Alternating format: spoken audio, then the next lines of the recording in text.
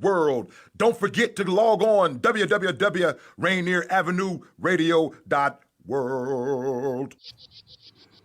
Welcome to rainieravenueradio.world.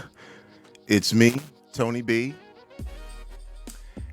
And this is our Community Election Connection. It's part of our campaign 2020 to engage and activate our communities. Tonight, we are featuring a debate for the elected position of United States Representative District 2 office. This office goes to D.C. That's the easiest way for me to explain that to you. So we're talking about a federal position here. So for those of you who are listening, if you are interested in finding out who can best take your concerns to D.C. to make sure that they are heard, well, this is the place to be. All the way up to the election, we'll be broadcasting debates between congressional and legislative candidates, state executive offices, state judicial offices. We'll also provide you with candidate interviews and forums, informational interviews. Yes, we're still going to do this all the way up to the election. It's opportunities for you to hear about important measures that concern you as well and where you stand on that. This is our effort to provide you with information to help you become a more informed voter. Your vote is important. It matters. But most of all, it's yours. So we're going to try to provide you with information on issues that you care about and try to get you the knowledge from the candidates so that you can see which candidate that you feel aligns with your concerns. You know, and hope you come to a decision in this critical election. Our moderators, well, let me go back here for a second. The candidates for the 9th District will be Rick Larsen. Rick, how are you? Right there, yeah, I'm doing well. I'm not broadcasting live from the streets of Everett, but highlighting one of the many murals in downtown Everett that have cropped up over the last couple months. So glad to be here. Thanks a lot. All right, and Tim Hazelo. Tim, am I pronouncing your name correctly? Hazelo, that's the way I am. So. Okay, now I got you. One more time. Yeah, it's Hazelo, but I take it either way. It was an adopted name. I was a McPherson by birth, so. Okay. Well, thank you for being here as well. And now I'm going to introduce our moderators. Our moderator will start with Mr. Jerome Edge. Jerome, how are you, sir? Mr. Tony B., how are you, sir? Excellent, fantastic. Can you hear me okay? We got you now. This is like a live air check. You know, with Zoom, how we got to get out. Yeah, I know how it is. I know how to get down. Jerome is the host and producer of the massive mix session on KZAX 94.9 FM in Bellingham, and also the two-time Seattle Sound Music Awards winning show, The Re-Up on KSVR 91.7. And yes, sir. Yes, been on the air for just over 16 years and blessed to do some media travel in the Middle East and Latin America. Jerome, it's good to have you here, man. Hey, it's good to have you here too. And yeah, man, I look forward to hopefully helping provide some informative, down-to-earth conversation and getting voters informed. All right. And also, Stacy Bloch. Stacy, how are you? Hey, hi, Tony. I'm doing well. Thank you for the opportunity.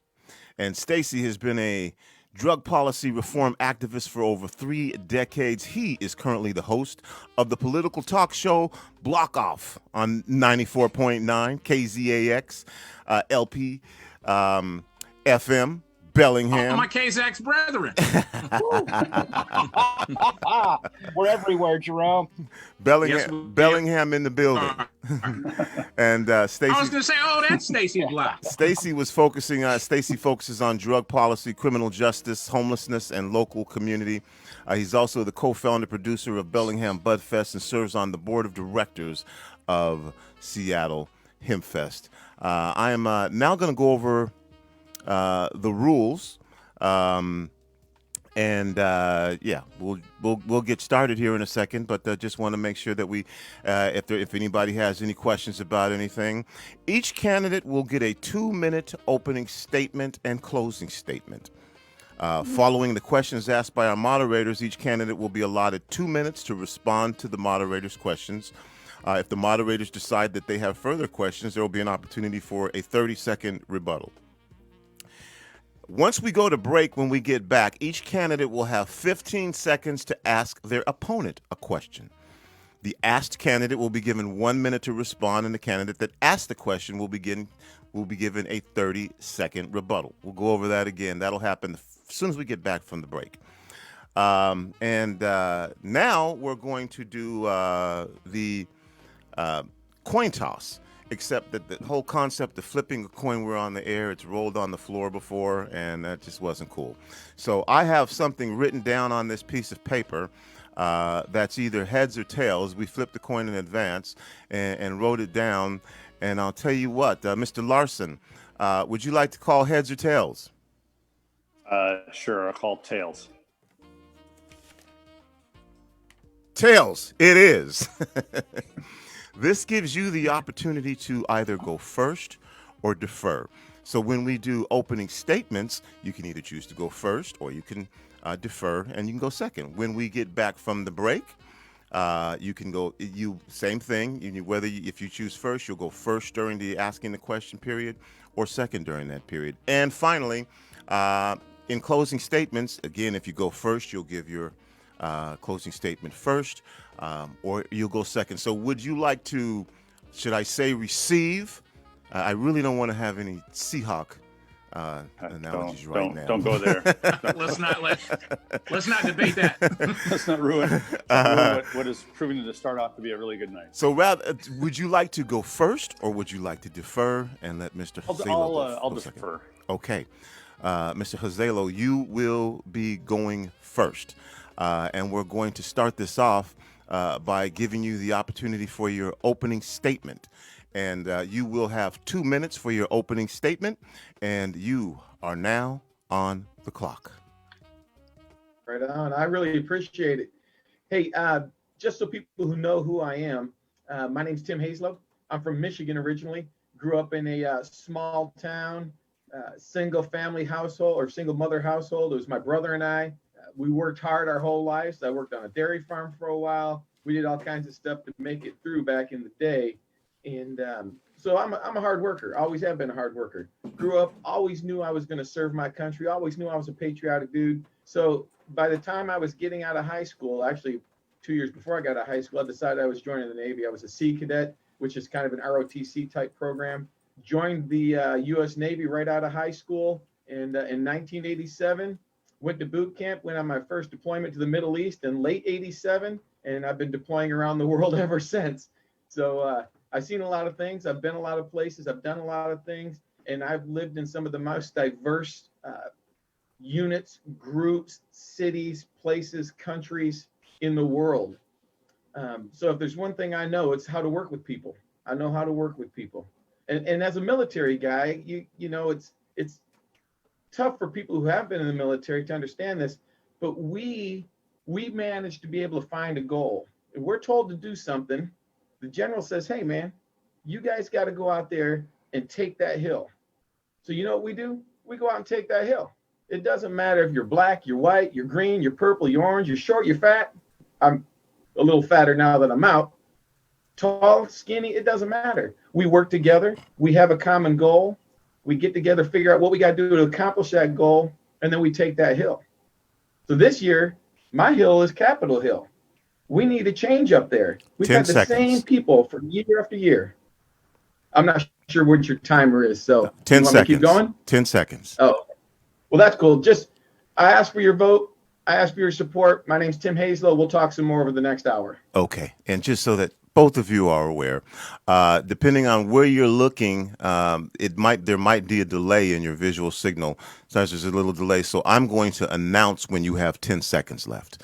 Yeah. Perfect. And Mr. Larsen, 2 minutes for your opening statement, and you are now on the clock.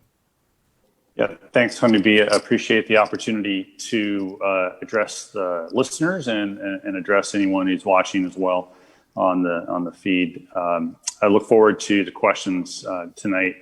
My name is Rick Larsen. I'm the current member of Congress from the 2nd Congressional District.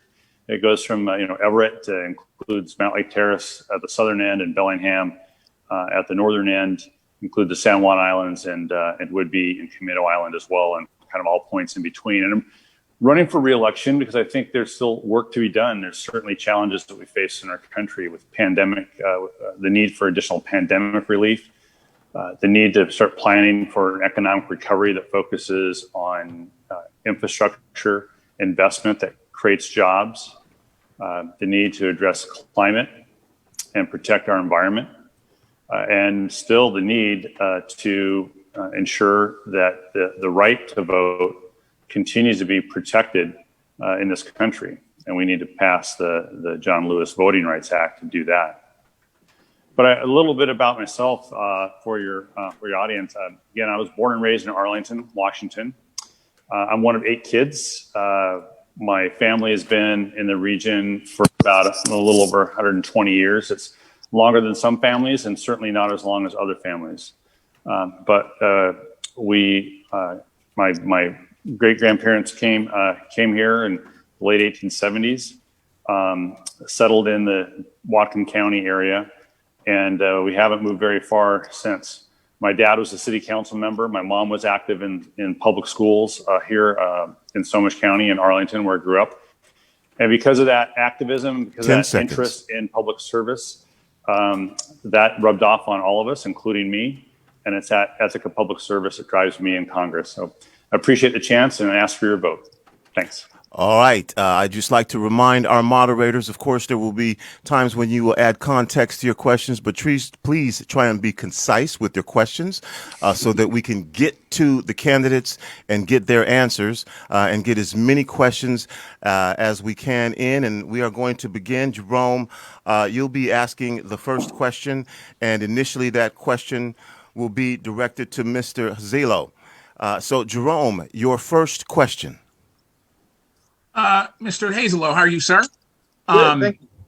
One of my first questions to you is be you a liberal or conservative in this country right now? I think one thing we can all agree on is we are in an incredibly polarizing time that we live in. The political divide in this country is the ideologies are just it's a fine line in the sand. And as democracy goes, when it comes to an election, unfortunately, one person is going to win and another person is not.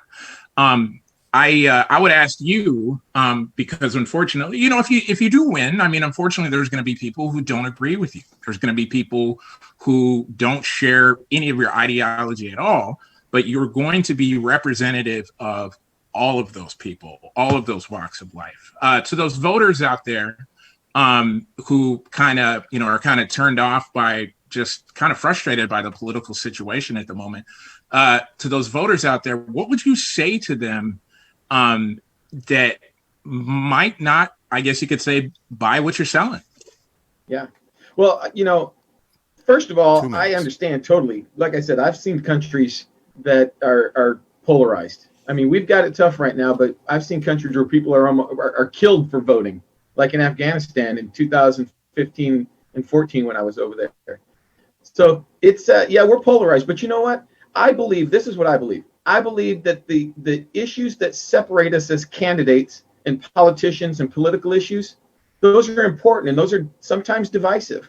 And you know what? You're never going to agree with somebody 100% of the time. But if you find a candidate, if you find a person that you can relate to, that you can agree with most of the time, and debate with the rest of the time, that's the way to go. So yeah, candidates might be polarized, but as Americans, you, Jerome, and you, Stacy, and everybody out there in the Rainier radio world, man, when we get together, we just need to talk. We need to shake hands, give some hugs, hang out.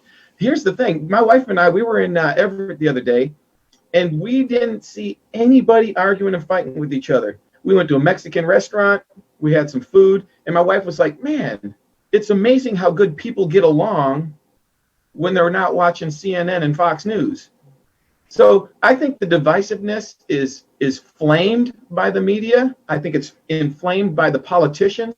We have politicians that stand up and they say things that they have no idea what they're talking about. Investigations haven't even started yet, and politicians are out there crying foul play.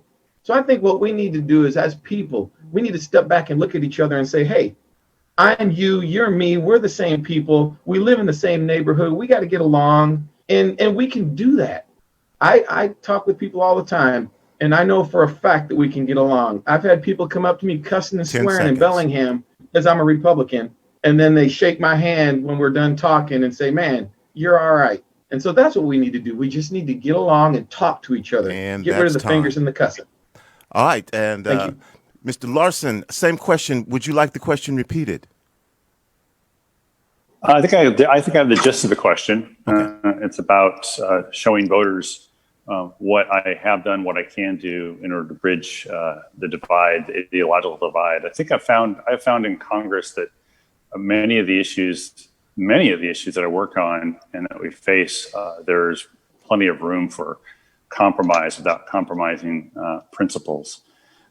There are differences between the two parties on some very, very important issues, very big issues like healthcare, as a for instance. But I have found I've been able to work with my Republican colleagues on any number of issues that directly benefit the people that I have the privilege to serve in Congress. And this is a privilege to do this job. It is not a job. It is a privilege that I have to really take care of on behalf of the people that I get to represent.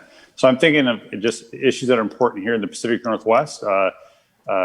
Salmon habitat restoration. I'm a co-chair, Democratic co-chair of an estuary caucus. So we fight for funding to protect our estuaries, to protect the Puget Sound, to protect our environment. There are Republican co-chairs as well. I helped write up the certification reform bill. This is think here the 737 MAX and the changes that we've had to make to how we certify airplanes in this country.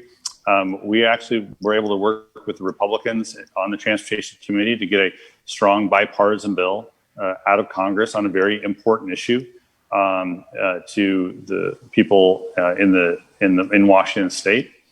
There are other issues international issues like the ongoing relationship with between the United States and China, and I'm a co-chair of a ad hoc group of members of Congress. I'm the Democratic co-chair with a Republican co-chair of an ad hoc group of members of Congress. Really trying to find ways for us to come together, find solutions so that we can, approach this important long-term relationship. That's time. That's time. There are areas where we can work together for sure. That's time. That's time. And thank you, Congressman Larsen. Stacy, your question initially will be directed to candidate Hazelo. Just dropped off. Oh, did we lose Stacy? Did he just dropped off?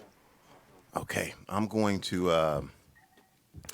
I do have his questions, but while we do that, Jerome, I'll tell you what. Why don't we just go to your next question?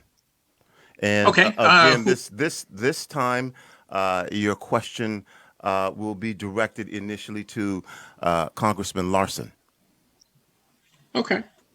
Congressman Larsen, one question, and I need to tell everybody, I'm trying to be as neutral as possible in this.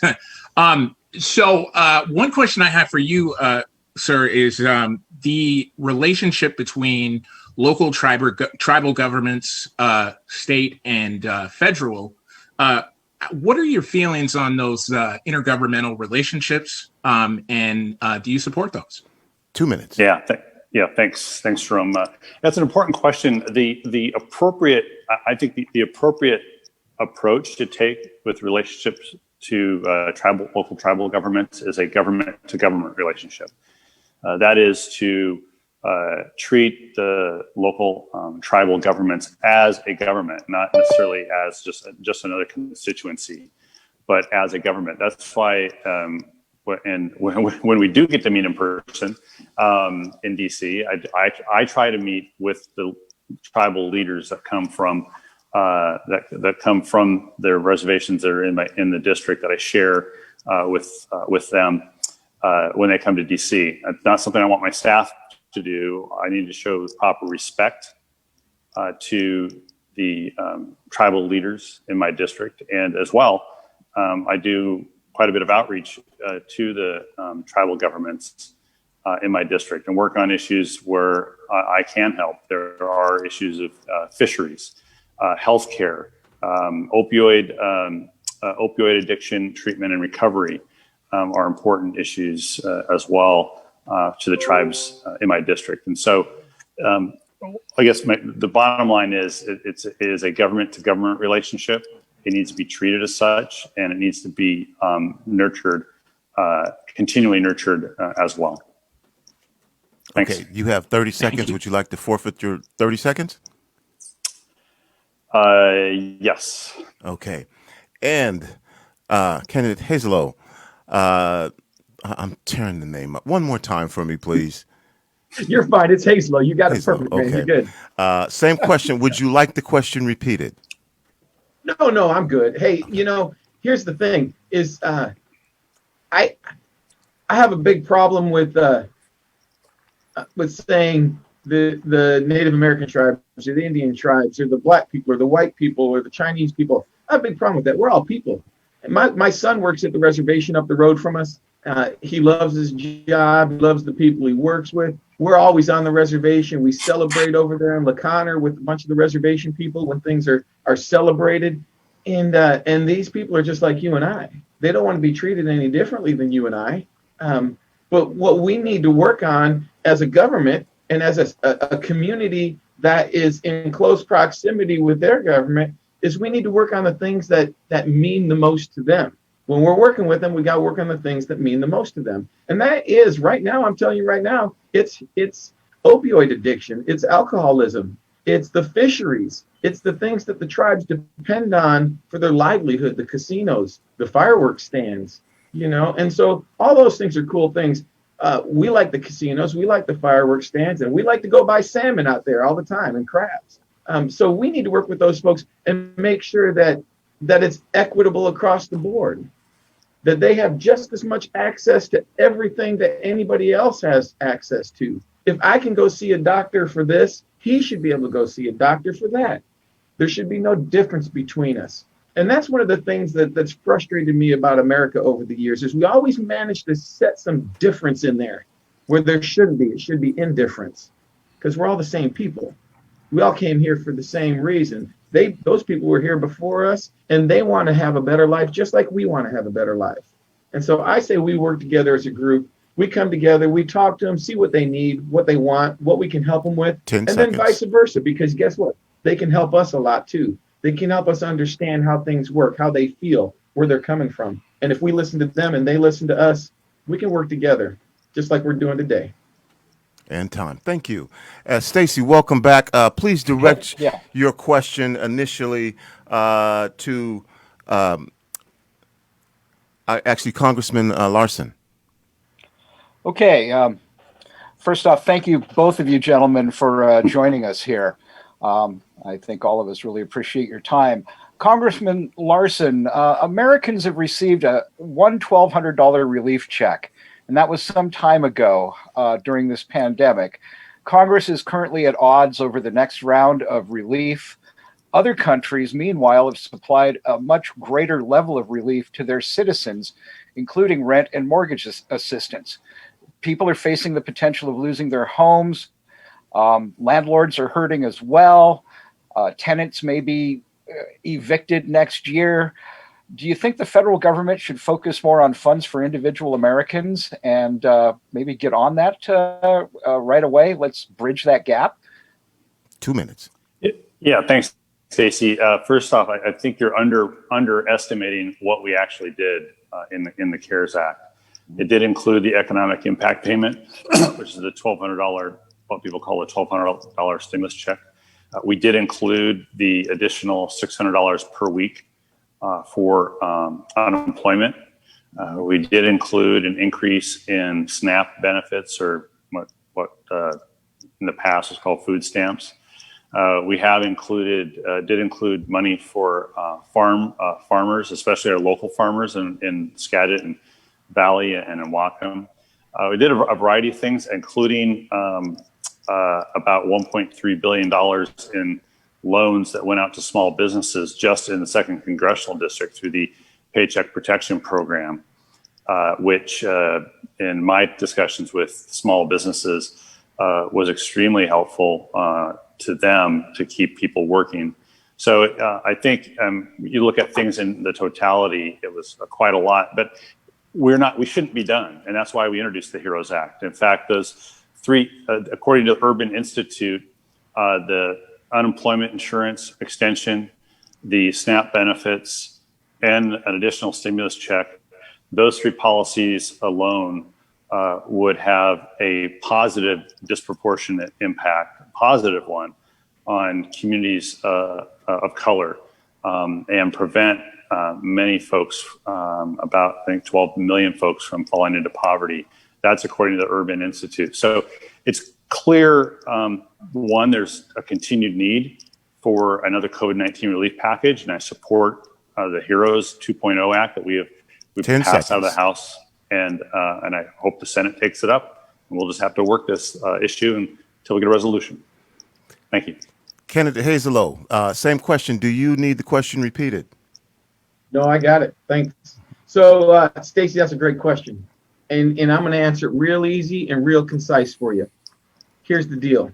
If we're going to give relief, it needs to be specific. It needs to be to the people that need the relief. We don't need $3 trillion worth of bureaucratic garbage tossed out on the wall to see what actually gets to somebody who needs it. Let's think about this.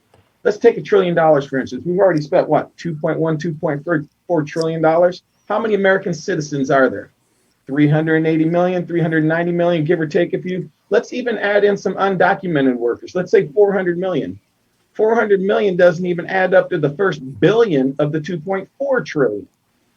So if you really want to go out and help the people, why didn't you just give everybody $1 million? I mean, if that's really what you're trying to do. DC is the only place in the entire world where we talk about trillions of dollars on a daily basis. Trillions of dollars. Do you have any idea where that money goes? Because I don't, and I've been tracking it now for about 1.5 years trying to figure out what Congress wastes it on. I don't know where it goes. But I tell you what I would do. I would be concise. I would say, look, these people in this community are hit harder than those people in that community. They need more help than those people need. You can't just go throw stuff on the wall and hope some of it trickles down into the right pockets. You just can't do that. So we need to be concise, we need to be precise, and we need to hold our government accountable. And for 40 years, we haven't done that. It's time to make a change. We need some new people in this place. We need to get out there and get this done. And we need people to know that the representatives, care about them, not care about getting elected in 2 years. I'm going to do my job in DC, and then I'm going to come back to my home here in the 2nd District, and this is where I'm going to live. And this is who I'm going to love, my people. And I hope they love me back. All right, we are going to go to break. When we get back, again, Candidate Hazelo, you'll have the opportunity to ask a question. You'll have 15 seconds to ask that question. And then Congressman Larsen, you'll have a minute to respond, and then there'll be 30 seconds rebuttal, and then it will flip. And then Congressman Larsen, you'll have 15 seconds to ask a question. And at that point, instead of 2 minutes, our answers are going to go down to 1 minute so we can get more questions in. We'll be back right after this break. This is Paul Pearson, host of Star Time. And when I'm not stopping a Mercer Island street brawl, I'm listening to rainieravenueradio.world. This could be the most important 30 seconds of the year. That's how long we have to convince you that you have power. Want change in your local community? Vote. Tired of government not working for you? Vote. Done with people saying nothing can be done? Vote. Finished with protests falling on deaf ears? Vote. Fed up with elected officials' empty promises? Reclaim your power and vote them out. You can't win if you don't play, and will never win if you don't vote. For more info, go to reclaimyourvote.org. Brought to you by your local urban league. This is the news on Rainier Avenue Radio. Seattle City Council member Andrew Lewis introduced legislation that would create the Unsheltered Outreach and Response Team. Per Patch.com, the Unsheltered Outreach and Response Team would be a civilianized system that would coordinate homeless outreach with community organizations such as Chief Seattle Club, Downtown Emergency Services Center, REACH, and the Urban League. The legislation comes after the Seattle City Council voted to dismantle the navigation team back in August in an effort to coordinate outreach and services at homeless encampments without the presence of law enforcement. Under the proposed legislation, the city would collaborate with community organizations by providing garbage pickup and hygienic facilities for those in need. In order to take on outreach roles previously done by the navigation team, the bill would conditionally approve more than $2 million in the 2020 budget for contracts with nonprofit organizations. And that's your news on Rainier Avenue Radio. 1, 2, get down!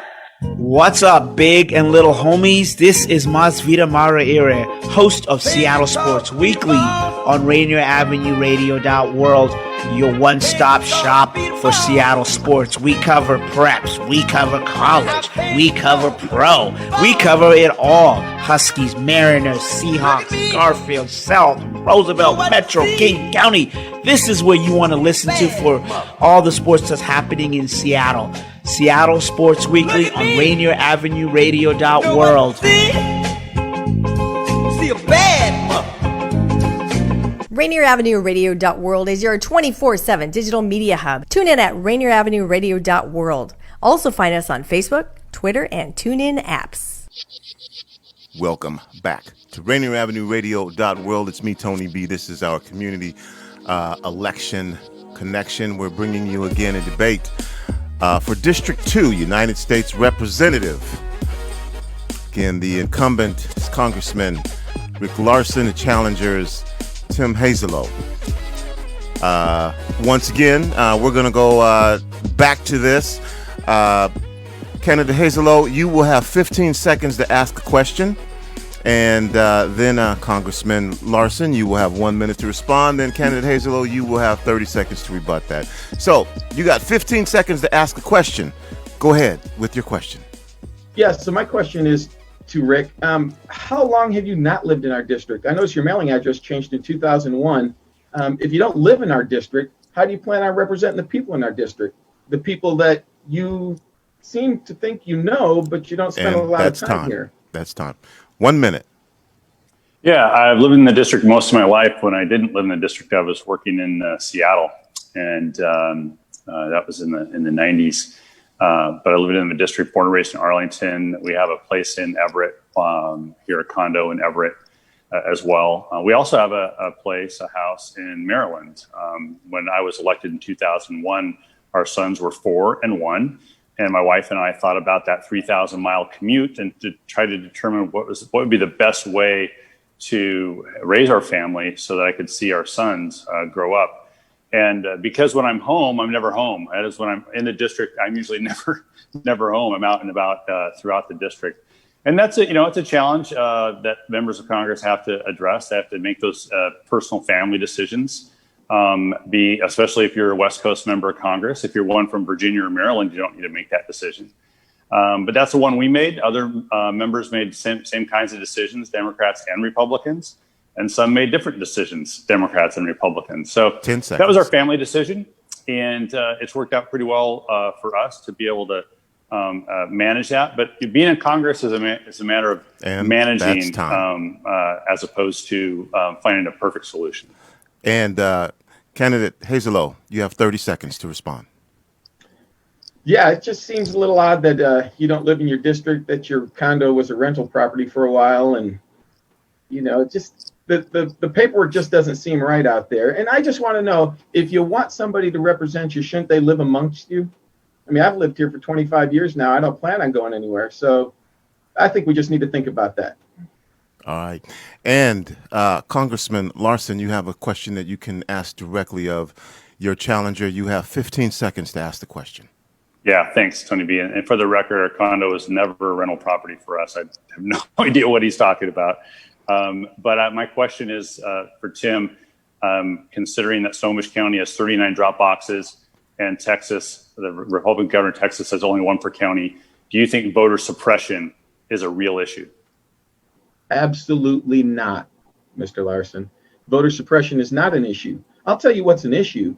What's an issue is I got to present an ID card to go buy a pack of cigarettes or a bottle of Colt 45, but I don't got to present an ID card to do the most single important thing that we can do as citizens in our country. It's not voter suppression is when the media gets out there and tries to convince people that their vote don't count. Your vote counts. My vote counts. Jerome's vote counts. Stacy's vote counts. Tony's vote counts. All our votes count, but we need to make sure those votes are correct, that those votes are real, that those votes come from American citizens who have the right to vote in our nation. So no, I don't believe there's voter suppression out there in today's world. If there is, it's Kamala Harris out there harassing the people in line at the voters' polls over on the East Coast earlier today. And jumping Joe Biden came out of his basement to do the same thing. So yeah, if there's voter suppression or intimidation, it's coming from the left, not from the right. And Congressman Larsen, you have 30 seconds. I don't think I need to rebut that. I think Tim's comments spoke for themselves quite well. Thank you. Okay. And Jerome, we will go back to you, and there will now be 1 minute to respond. And Jerome, please direct your first question. And again, I'll remind our moderators, I'm sure you have to add context to the question. So go ahead and do that, but try and be as concise as possible so that we can hear from the candidates. So you have, again, Jerome, and please direct your first question to Congressman Larsen. Or no, I'm sorry, that should go to candidate Hazelo. Okay.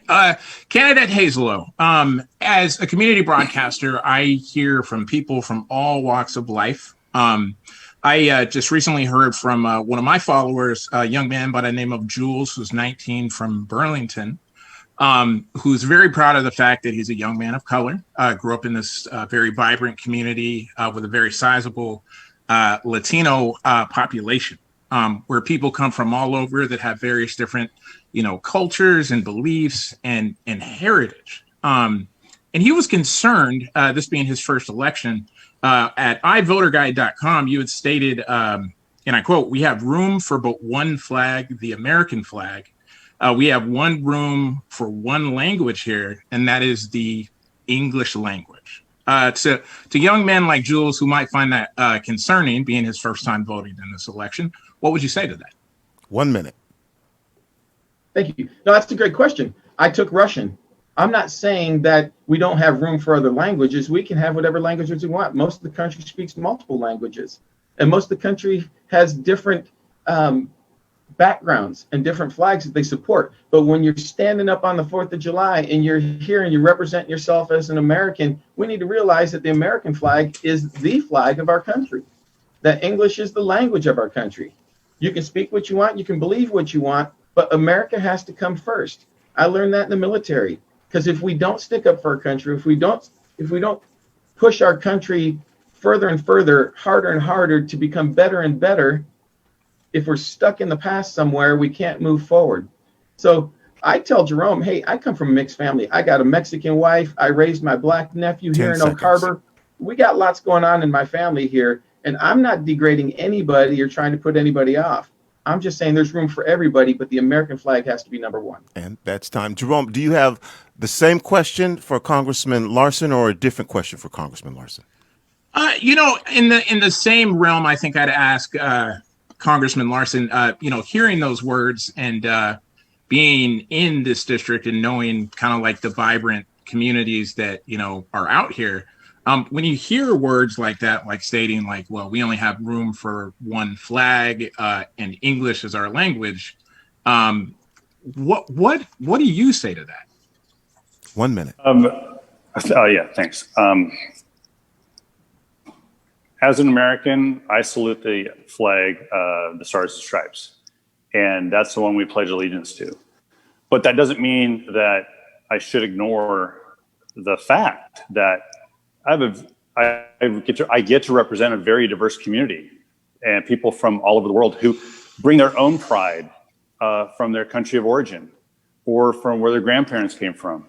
And I seek to celebrate that with folks as well. And it's not just where maybe Jerome is from. I don't know which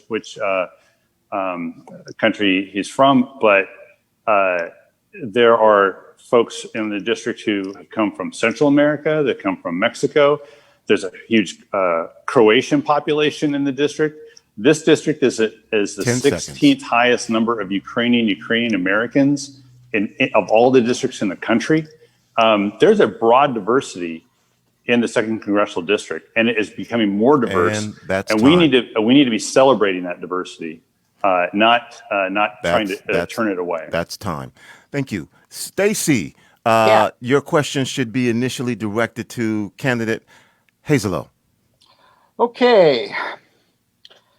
So, healthcare, affordable access to healthcare is still a problem for large numbers of people. Do you favor a public option, expanding Medicare, Medicaid? How would you reform our system? 1 minute. I think. All right. Yeah, I think competition would bring down costs.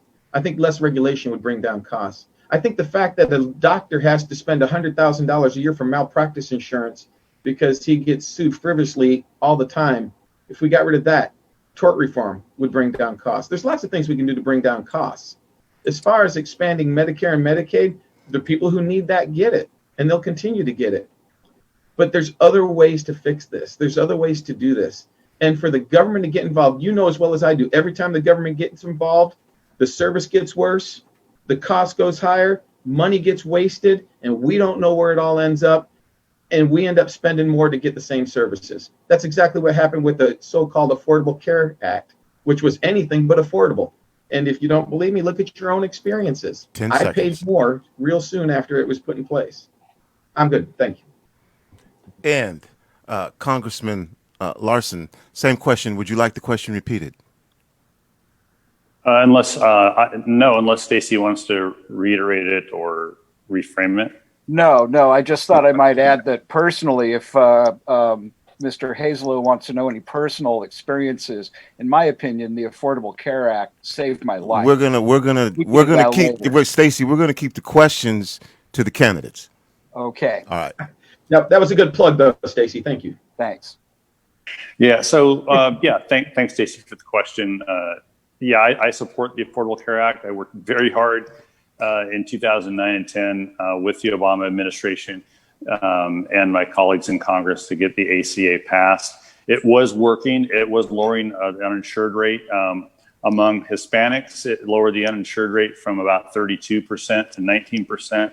Among the Black community, it lowered the percentage drop in uninsured was farther than the uninsured rate drop among white population. So it really did a lot to bring down the uninsured rate and control costs. But the Trump administration has been undermining it from day one, and that has resulted in problems for the ACA. So I think we should expand it. I think we should strengthen the ACA. I would add a public option.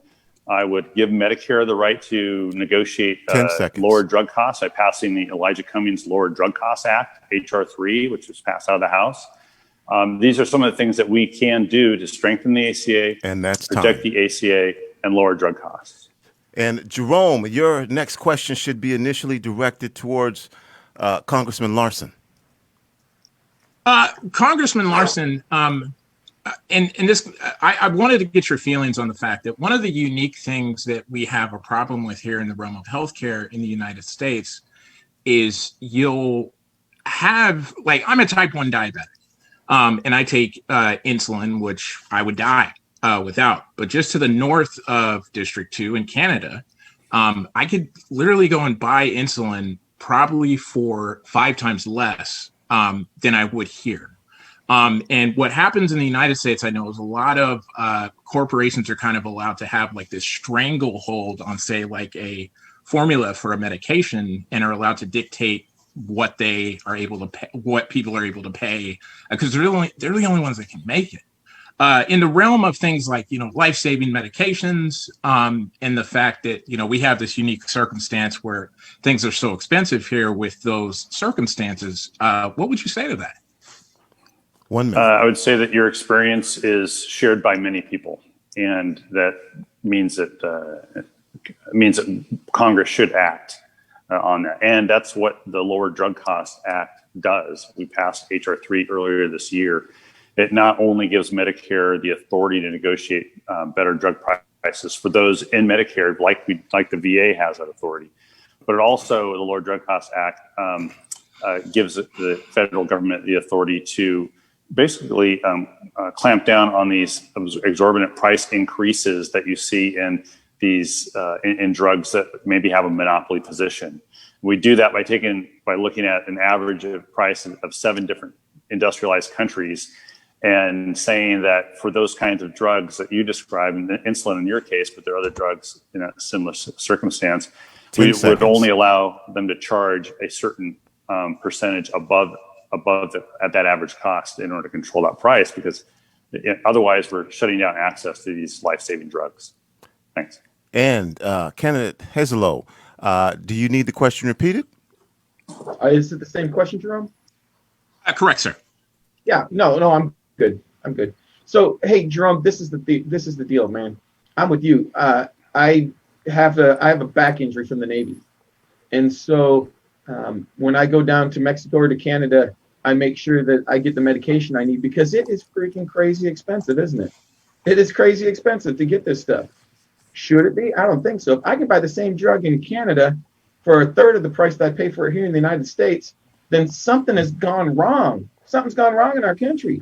And you know what's happening? Is we got 20 years of the same people, 30 years of the same people making the same policies, doing the same things year after year after year after year, and nothing changes, does it?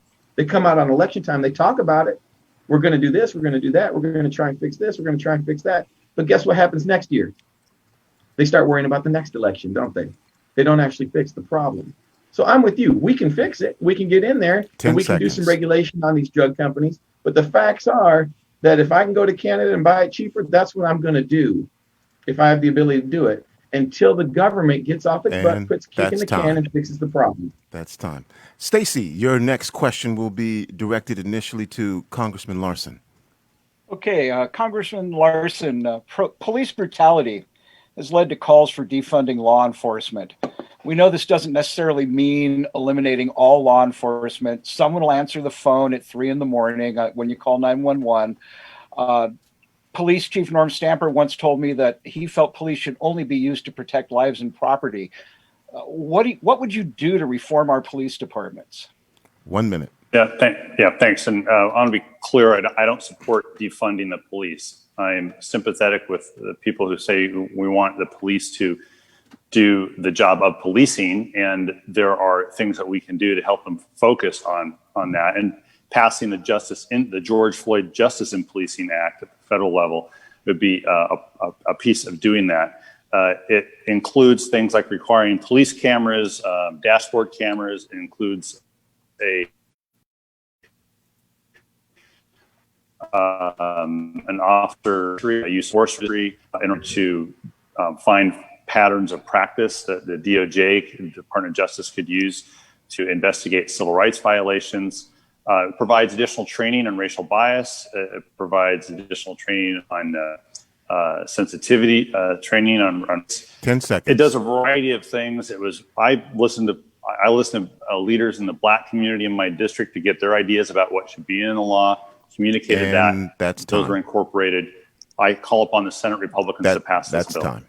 And Mr. Hazelo, same question. Do you need the question? Would you like the question repeated? No, I'm ready, man. Let's do this. So I was a police officer in San Diego, Department of Defense police officer.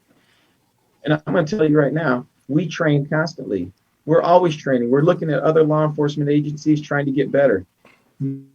Nobody's perfect. It's not the answer. Do you really want those people down in CHOP, police officers? Look what happened when that happened. Look what they did to each other when that happened. Is that what we really want? I don't think so. Most police officers, I would say the overwhelming majority of police officers are good people. They don't wake up in the morning and say, hey, man, I'm going to go out and find myself a minority and I'm going to beat them up and maybe even shoot them today. That doesn't happen. It doesn't happen. If somebody does get shot, we need to investigate that. We need to take care of it. If it was a bad shooting or a bad abuse, then that cop needs to go to jail. And the systems are in place to do that. We just need to enforce it. But to defund the police, my goodness, man. Imagine what the world would look like. Just imagine what the world would look like. We don't have to worry about it. Your next question will initially be directed living on the island. Hold on. Time. Jerome, your next question will initially be directed towards candidate Hazelo. Candidate Hazelo, I know you are uniquely, and my condolences, by the way, I know you're uniquely affected by having a family member with substance abuse. In this state, when it comes to behavioral health services, funding is few and far between, and there's a lot of difficulties to provide treatment and help for people suffering from substance use, abuse, and mental health treatment. What are your thoughts on that? And what are your thoughts on how we would provide funding for those programs? 1 minute. Yeah, that's a tough one for me because I believe my son would still be here if that funding was here. So that's something we're going to work hard on if I get in office.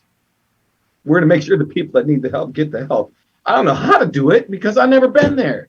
I've been in the military serving overseas for the last 20 some odd years, but I'm going to figure it out and I'm going to take care of that problem. And my nephew who is struggling with it right now, who lived with me, we're going to take care of him too. You have 30 seconds. I'm good. We're going to fund that. We're going to find a way. There is a way. It's going to be people funded. It has to be people funded because we got to support each other. And 10 seconds. No, I'm good, man. Okay. And again, Congressman Larsen, same question. Would you like the question repeated? No, it's fine.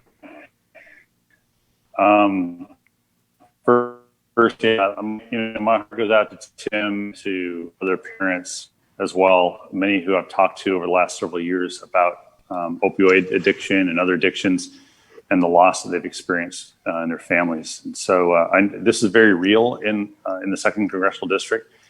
We passed the Comprehensive Addiction Recovery Act in 2016 under the Obama administration and funded it initially. And to the credit of the Trump administration, they continued to put money in the budget for recovery and treatment.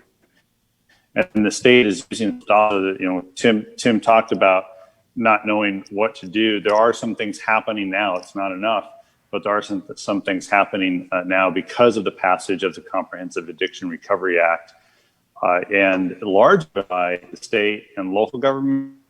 10 seconds. And the nonprofit. The federal role in this has been to direct solutions, but actually to fund the solutions that state and nonprofit provide come up with. And there's more to do. There's no doubt about it. And that's time. This will be the last question of this debate. Stacy, you're going to have it, and then we're going to go to closing statements. So again, this will be the last question from our moderator. Stacy, go ahead and tee it up. Okay, you guys. Taxes, they're a necessity. In Washington here, our system is pretty regressive. It depends on sales taxes, property taxes, gas taxes, car tabs, sin taxes. Puts the large burden on the working folks. On a national level, it seems like the gap between what the wealthy pay and the working class pay is getting greater and greater. What are your thoughts on changing our tax structure? And this question is directed first to you, candidate Hazelo. Yeah, so I don't know if you guys remember Herman Cain or not. That was a bad dude. He was a great man, and he had a perfect solution for this. On the federal side, I don't know what to tell you about the state side. Washington's kind of a disaster. It's a terrible place to be in business. They push people out left and right. But on the federal side, we could go to a flat tax. The problem is that the large industries of the IRS or bureaucracy of the IRS and the large accounting firms and lawyer firms don't want us to do that. But if we did a 10 or 11% flat tax, you make $1 billion, you pay $100 million. You make 100,000, you pay 10,000. It's easy. People don't got to think about it. The money goes in. We raise more money in income tax that way than we do currently under our current 90,000 page tax code. That's all lobbyists and people that can take advantage of it. You and I can't take advantage of it. I don't got time to read 90,000 pages. So we can fix the tax code. We need to go to a flat tax on the federal side. A flat tax would fix most of our tax problems. Thank you. All right. Wow. Woo. Moderators, wonderful job. Yes, sir. Mr. Edge and Mr. Bloch, thank you so much. And let me give a shameless plug to KZAX and your support and being our partner for Whatcom County. And Jerome, what's that show again that you have on KZAX? You can catch me and DJ Nasty Notorious Note Fridays from 5 to 7 p.m. at KZAX 94.9 FM from 5 to 7 p.m. TuneIn.com or the TuneIn radio app. Just search for KZAX on either. And Stacy, your show on KZAX as well. Well, my last name is Bloch. The show is called Bloch Off, and it airs Thursdays 7 to 8, Sundays 9 to 10 a.m. And a couple of times a week we have the Whatcom Worldwide Weed Report at 4:20, where we talk about our local cannabis industry. But yeah, it's all same station Jerome's on, 94.9 KZAX-Lp FM Bellingham. All right. We got quite a mix. Thank y'all so much. We're going to get to closing statements now. And again, Congressman Larsen deferred. So candidate Hazelo, you have the opportunity for 2 minutes for a closing statement, and you are now on the clock. On the clock. Hey, first of all, I want to thank you guys for having me. This is great. This is the kind of stuff I like doing. I'm a people person. If I can be with people, I'm a happy man. That's just the way it is. Always has been. But why don't you guys look around you? I want you guys to look in your communities and take a look at what's going on and say, hey, man, is this what my parents wanted for me? Is this what I want to pass on to my kids? I mean, let's think about it. I got some stuff written down here. Our healthcare system is more expensive and harder to use than it's ever been. Our education system has created an entire generation of people who feel obliged and privileged for everything, but don't want to take responsibility for very much at all. People are being criminalized for non-crimes, while true criminals are being lauded, even encouraged by our politicians and our media. Big government is wasting our assets and not being accountable for anything. We got endless wars. We got starving kids. We got hungry people. I could go on and on. So, once again, ask yourself, is that what you guys want? The easy thing to do is to blame the current administration, though, isn't it? And we do a good job of that. The media does it. The Democrats do it. He's been there 3.5 years. It's the politicians. It's the career politicians. That's who's to blame. So I want to tell you guys right now, my name is Tim Hazelo. I'm a different type of candidate. I'm going to go there. I'm going to do the best I can. I'm not going to make you no promises, no fluff in the air, but I'm going to do the best I possibly can because I'm one of you. I am you. I live with you. I hang out with you. My house is here. My family's here. So I'm going to go to DC and I'm going to represent you the best I possibly can as a person, as one of you. And then I'm going to proudly come back home to my district. And this is where I'm going to spend my life. And this is where I'm going to live. And I'm going to be happy to do that. And I'm going to be humble. And I'm going to take your advice. And I'm going to learn as I go. 10 seconds. So I ask you for your vote. I ask you for support. And guess what? I look forward to working for you guys in January. I'm really excited. Thank you. And time. Thank you. Thank you.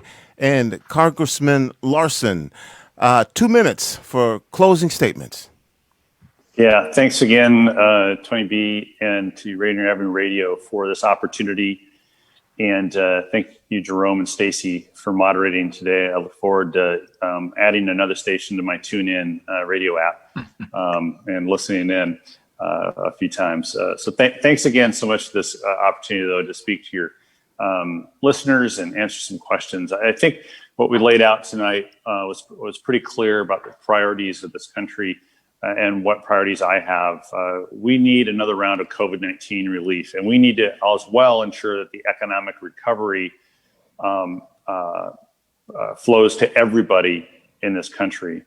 We have learned lessons from the pandemic, maybe relearned lessons from the pandemic, seeing how it impacted communities of color disproportionately in a very negative way. And we have an opportunity in recovery to remedy some of that, some of the problems that we've seen come about from the pandemic.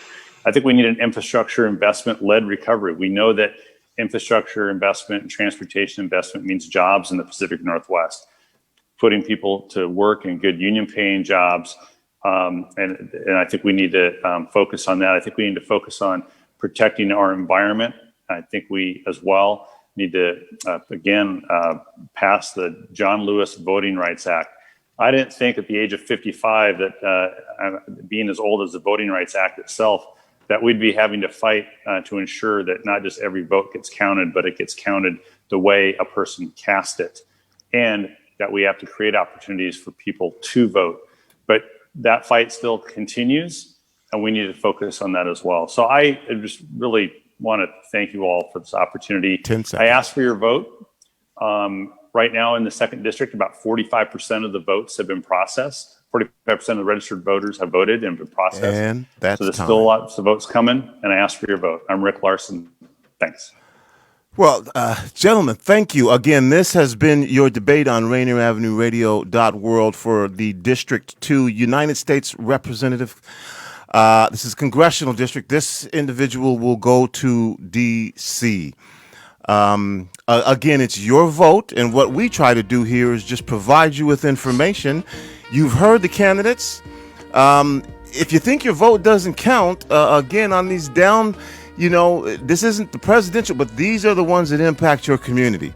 So who would you like to have in D.C.? What did you hear tonight that aligns with the way that you think? That's a way to cast your vote, a way to, there's all kinds of issues going on, but what is impacting and affecting your life? That's why we're hosting these debates. That's why we thank the candidates for coming in and sharing their viewpoints. Again, United States Representative, Congressional District 2, Incumbent Rick Larsen, and candidate Tim Hazelo. Thank to both of you. I want to remind everyone that on Thursday we'll be having a 37th Legislative District, Position 1. And that will be Sharon Tamiko Santos, the incumbent, and John Stanford. And then on Friday, we're also going to be having the King County Superior Court Judge Position 13. That'll be at 7 o'clock on Friday with Hillary Madsen and Andrea Robertson. And we're working on getting that I-90 pro and con debate for you as well. We've almost got them nailed down on a time, and we're going to make that happen for you this week at some point. Thanks again to our moderators, Jerome and Stacy Bloch from KZAX, and thanks to our candidates, the incumbent Congressman Rick Larsen and candidate Tim Hazelo.